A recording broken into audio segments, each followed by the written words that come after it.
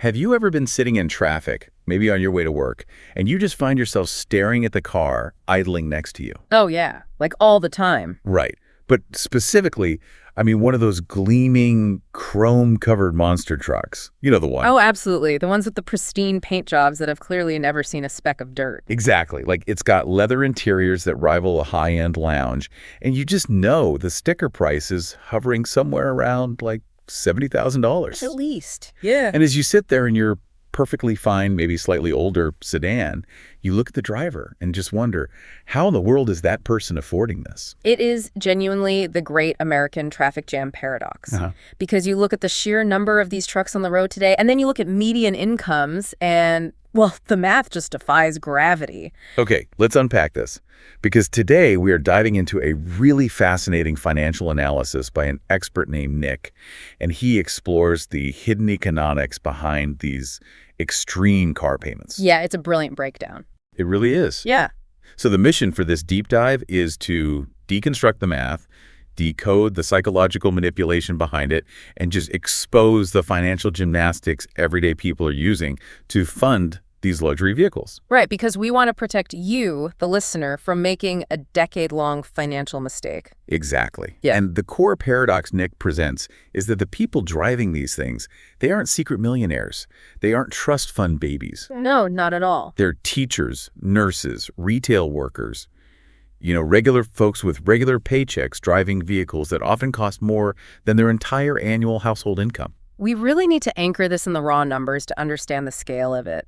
The average new car payment in America recently crossed the $700 a month threshold. Wow, $700? And that's just the average across everything. When you isolate trucks and large SUVs, which have basically become the default choice for family buyers, those payments routinely hit $900 to $1,200 a month. $1,200 a month for a car?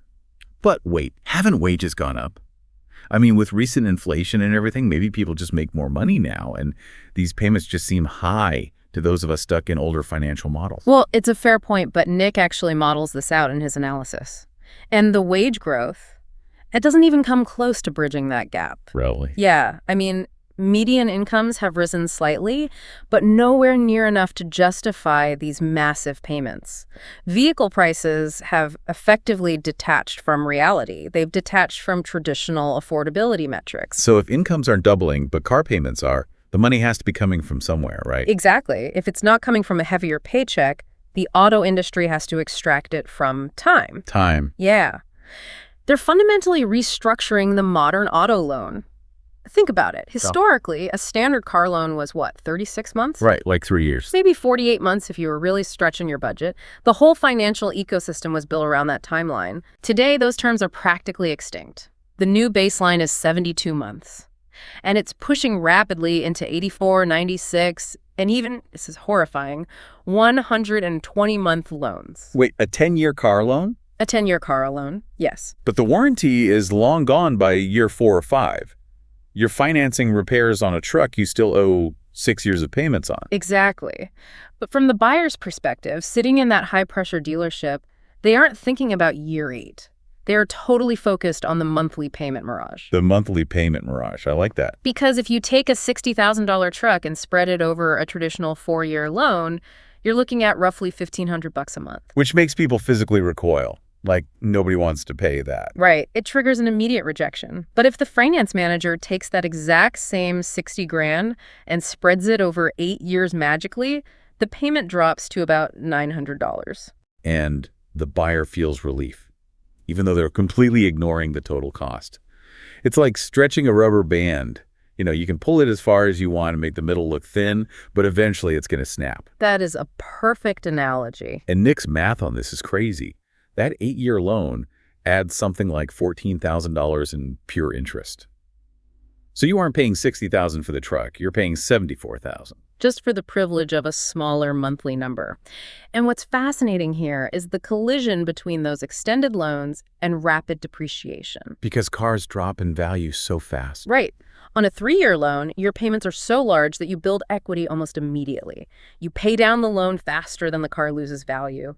But on an 8-year loan, you are mostly just paying interest for the first few years. So the depreciation curve is dropping like a stone, while your loan balance is barely gliding down at all. Precisely. By year 5 or 6, you aren't just slightly underwater, you are trapped in deep negative equity. You owe way more than the vehicle is actually worth. Okay, so once a buyer is trapped in that negative equity, what happens when they want a new car? Yeah. Because people get bored, right? The new car smell fades after 4 years. Oh, they definitely get bored. And that vulnerability is exactly what dealerships rely on. This is where the dealership traps come into play. Okay, wait, I want to talk about this because I see those dealership signs everywhere. The ones screaming 0% financing or 0 APR. Oh, yes. The giant inflatable gorillas and the banners. Exactly. But if I walk in there and get 0% financing, isn't that literally free money? How is that a trap? Well, it's never free money. The cost is completely baked into the sticker price. Oh, so they just hide it. Yeah. You either get a massive cash discount on the car with a normal interest rate, or you pay full retail price to get 0%. You never get both. Plus, the people who actually qualify for 0% are usually ones who could just buy the car in cash anyway. Right, they have pristine credit. But what about our guy who rolled in with like 10 grand of negative equity? He's not getting 0%. He's entering the trade-in game. The trade-in game. Yeah, the dealer looks at that $10,000 he owes and says, hey, no problem, we'll just roll that old debt into the new loan for your new truck. Wow. Nick calls this the financial hamster wheel, which is just spot on. Because you're constantly paying for a percentage of a car you don't even own anymore. Exactly. And you're rolling that old debt into a new loan, so you're starting underwater on day one. The faster you run, the further behind you get. And dealers love this because it creates a captive audience, customers who literally cannot afford to break the cycle without writing a massive $15,000 check just to walk away. Which they don't have. No, they don't. So their only option is to sign up for another 8-year loan to hide the negative equity in a new monthly payment. It's just wild. But even with the extended loans and the dealership tricks, $900 or $1,200 a month is still a massive chunk of change. Oh, it's huge. So how are regular households physically coming up with the cash month after month? Because incomes haven't doubled. They are completely restructuring their lives for a truck. Nick's analysis goes into some extreme sacrifices here. Like what? People downsizing their apartments, moving in with roommates well into their 30s, literally eating ramen noodles and avoiding vacations, all so they can spend 25 to 30% of their take-home pay on a vehicle. That is insane. And here's where it gets really interesting. Nick talks about side hustles. That gig economy stuff, yeah. Yeah. People taking on second jobs, driving for ride shares, or delivering food. But they're doing it in their expensive gas-guzzling truck just to pay for that exact same truck. It's a closed-loop system of exhaustion. It really is. It's like adopting a lion and then realizing you have to work a second job at the butcher shop just to afford the meat to feed it. That is exactly what it is. And for the people not working second jobs, they're robbing their future. This is the most disastrous part. Putting maintenance on credit cards. Yeah. Nick likens it to using a blowtorch to light a cigarette. But it gets worse. People are taking loans against their 401ks for a down payment. Or pulling home equity. Wait, using HELOC for a truck? Yes. They are using a wealth-building asset, their home, to fund a wealth-destroying asset. Yeah. It's catastrophic. I was just, wow. And we haven't even touched on the multi-car phenomenon. The source mentions this terrifying statistic that the average American household now has more cars than licensed drivers. Yeah, families are basically running personal auto financing companies that just lose money every single day. Because they're completely forgetting about the hidden bills. Yeah.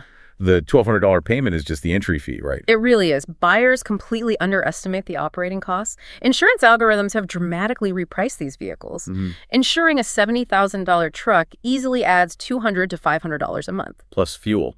Right. Fuel for a truck getting maybe 15 miles to the gallon, that's easily $400 a month. And repairs. I mean, modern trucks are basically rolling computers now. Exactly. A simple brake job used to be cheap.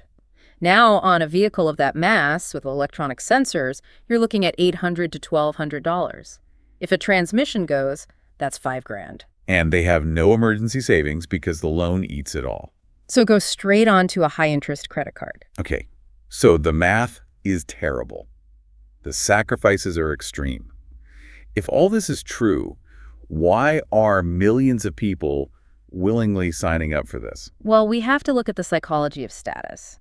The auto industry understands human psychology better than anyone. Nick has this brilliant framing for this. He calls it the $1,200 coffee test. Yes, I love this part. Right. Because if a friend sat you down and said, hey, I'm spending $1,200 a month on coffee or, designer clothes, you'd stage an intervention. You would assume they'd lost their mind. Completely. But a car, a friend says they have a $1,200 truck payment, and we just nod. We say, well, you need reliable transportation. We give it a pass because the auto industry has spent billions selling lifestyles, not metal.